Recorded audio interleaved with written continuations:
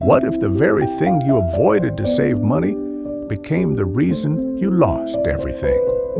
What if the shield you mocked was the only thing that could have protected you when the storm came? This is not a lecture. This is a story. And it is the story of how one man's savings vanished in a single night, while the woman he once mocked walked away untouched. Mark and Rachel worked in the same company, sat in the same meetings, earned almost the same salary.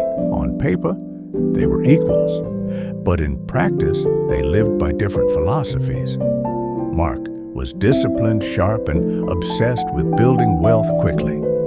He read personal finance blogs, calculated savings rates, and prided himself on cutting waste.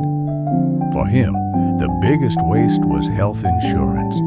Each month, Rachel quietly paid her premiums. To her, it wasn't exciting, but it was necessary. She thought of it as rent for peace of mind. What's the point of saving, she often thought, if one accident can steal it all? Mark disagreed loudly.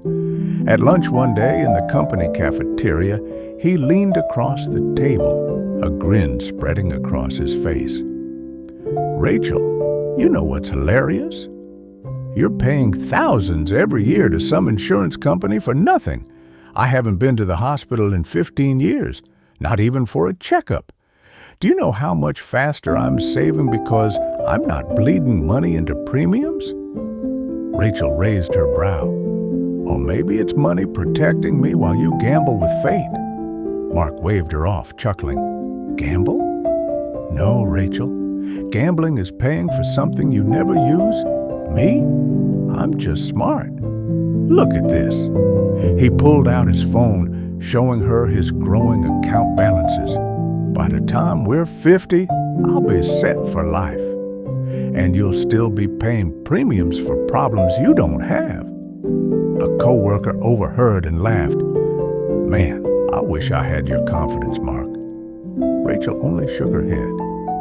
Confidence is not the same as certainty, she said softly.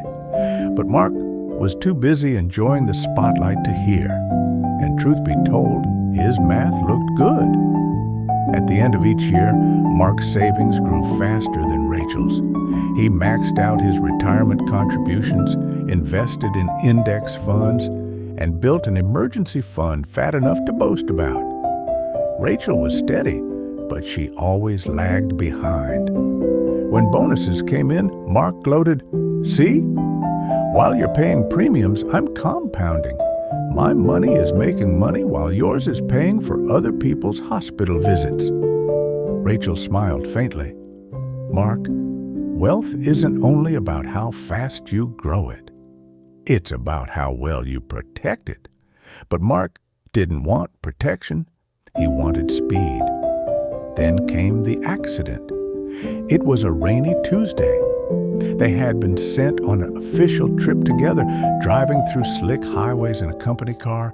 Mark was behind the wheel, Rachel beside him. They talked about quarterly reports, about office gossip, about plans for the weekend.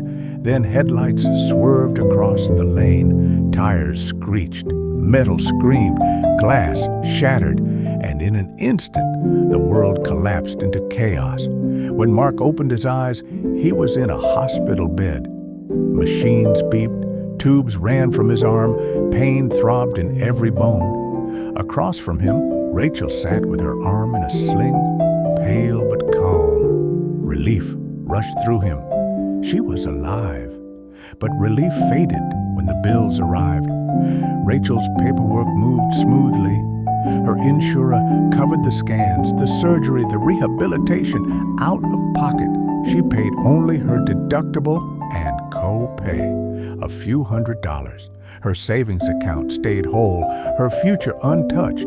Mark's bill was another story. The accident had left him with surgery, a hospital stay, physical therapy, and a total bill of $85,000. Without insurance, he was exposed.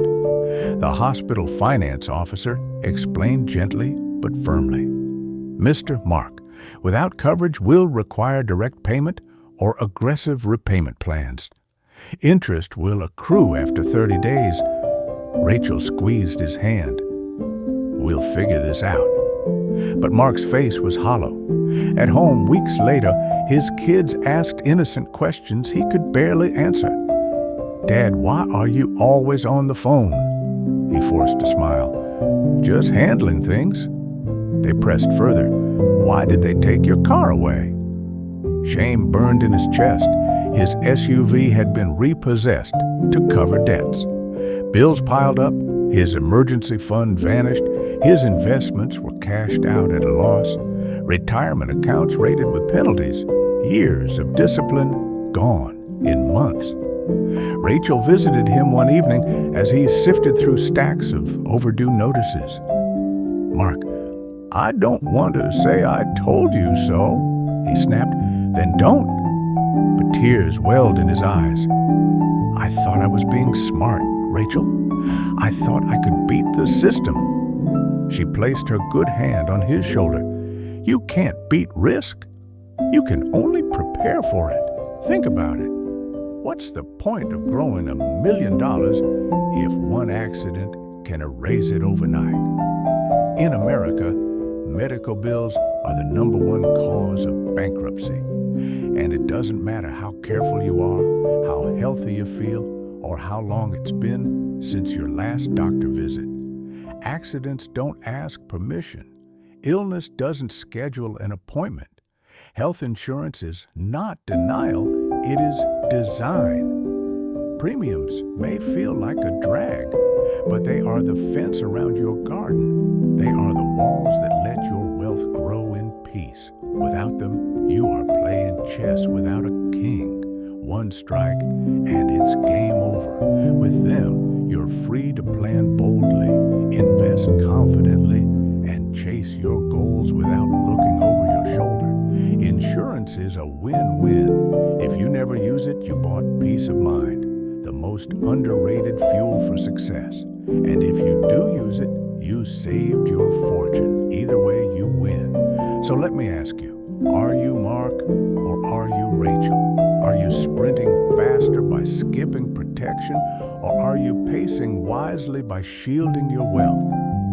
Don't wait for an $85,000 bill to teach you what Rachel already knew. If this story opened your eyes, don't let it end here. Subscribe to Money Making Tales, because each week I bring you not just advice, but parables that carry financial wisdom you won't forget. Like this video, if you believe protection is as important as growth, share it with someone who calls insurance a waste. And in the comments, tell me, would you have chosen Mark's path or Rachel's? But remember this, while Mark's fortune crumbled under hospital bills, another man in the same city discovered how investing early turned a single dollar into a fortune no accident could steal. That is the tale I will share with you next.